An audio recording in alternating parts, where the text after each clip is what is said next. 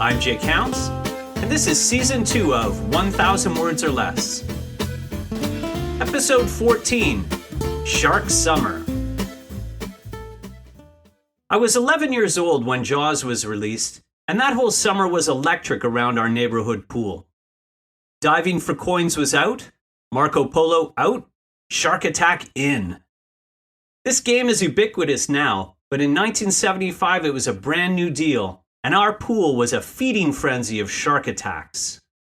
We all bought the novel from the drugstore paperback rack and read it while laying on the concrete deck that would leave a pattern on your skin.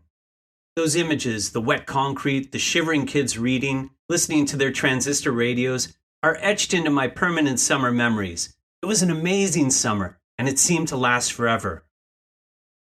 My fascination with sharks wasn't as permanent. It lasted through that summer and into the next, and mostly for the rest of my childhood, mixed in with Evel Knievel, UFOs, and baseball statistics. But since then, I haven't kept up on shark lore. I never watched Discovery Shark Week or any of those crazy movies like Sharknado, Sharkula, or Wizard of Jaws. That last one is made up. But this summer, following a mention from the master of horror himself, Stephen King, I decided to check out the latest shark attack flick, Under Paris, which King had assured his followers was pretty good. In case you missed it, here's the premise. Spoiler alert. Sophie, a shark researcher whose entire team was killed in a shark attack, returns to Paris and is working at the Science Museum when the same shark also finds its way to Paris, as if it's stalking her. It lives in the old flooded catacombs where it reproduces without conception. That's right, parthenogenesis. Shark virgin births, until there are hundreds of sharks living in Paris, also auto-generating even more sharks, and then they start attacking people in the Seine. Sophie attempts to have the mayor cancel the upcoming Paris triathlon swimming leg, pun intended, but the mayor will not yield to panic when the success of the event, the sponsors, and her political future depend on it going forward. The movie comes to a bloody finish with swimmers being gobbled up during the race.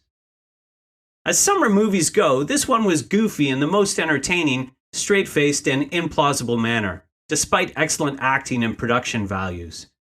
Freshwater, auto-spawning Jaws in an urban setting, gory fun. Ironically, the Paris Olympiad was also this summer, and the city spent upwards of $1.5 billion to clean up the water so that triathletes could compete in it.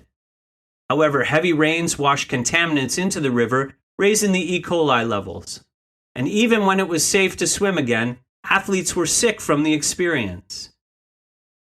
It wasn't just contaminated water that was making athletes sick in Paris, as at least 40 also tested positive for COVID, including the American track and field star Noah Lyles, who won the bronze medal in the 200-meter race despite having tested positive only 2 days prior. He was so debilitated after the race, he had to be carted off the track on a gurney. This elite runner couldn't walk, collapsing after just 19.7 seconds of effort, a burst of energy he had trained years for. His bronze medal was framed as a win because he tested positive for COVID. But he had COVID. That's what a positive test means.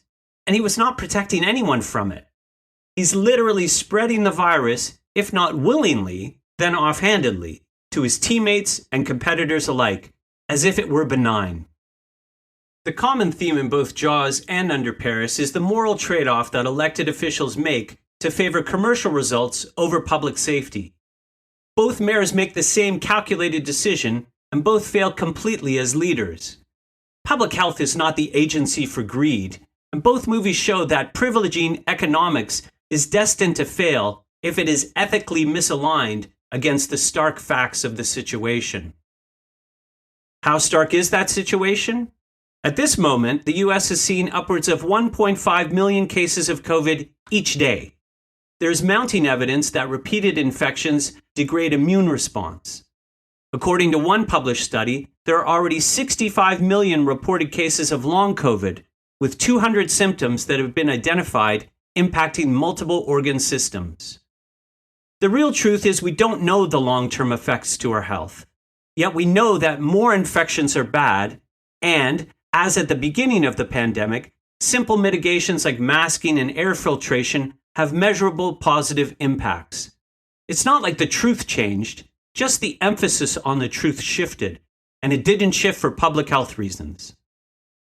In an episode of Down to Earth with Zac Efron, he and co-host Darren Olean are on a boat in Australia and ask whether there are sharks in the water. The captain takes out a ladle, scoops up some seawater and declares, "Salty." Then he turns to the pair and says, "Yes, there are sharks in the water." Yes, there is COVID in the air. Or maybe there isn't. But there could be. Just like any day swimming in the ocean, there could be a shark encounter. It's open season on humans if you're a shark of a disease, swimming freely while nearly no one is even talking about taking real mitigation seriously. Once in a while, you're reminded of the reality. There's a sign on my son's high school front doors recommending masking. It's barely noticeable. People just walk past it without paying any attention. Of course, no one is actually masking. It's akin to a sharks in the ocean sign. Factual, but not representative of the actual threat. All the while, public health and government sound like Mayor Larry Vaughan.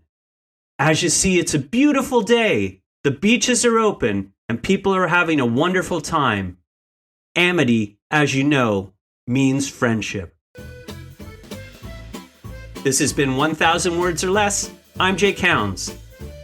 Thanks for listening. 1,000 Words or Less is 100% created by flawed natural human intelligence. Please subscribe, rate, and share this podcast. I'm interested in your feedback. You can follow me on X Twitter @HoundsJake, Instagram threads @JakeHounds, or email me contact@jakehounds.com.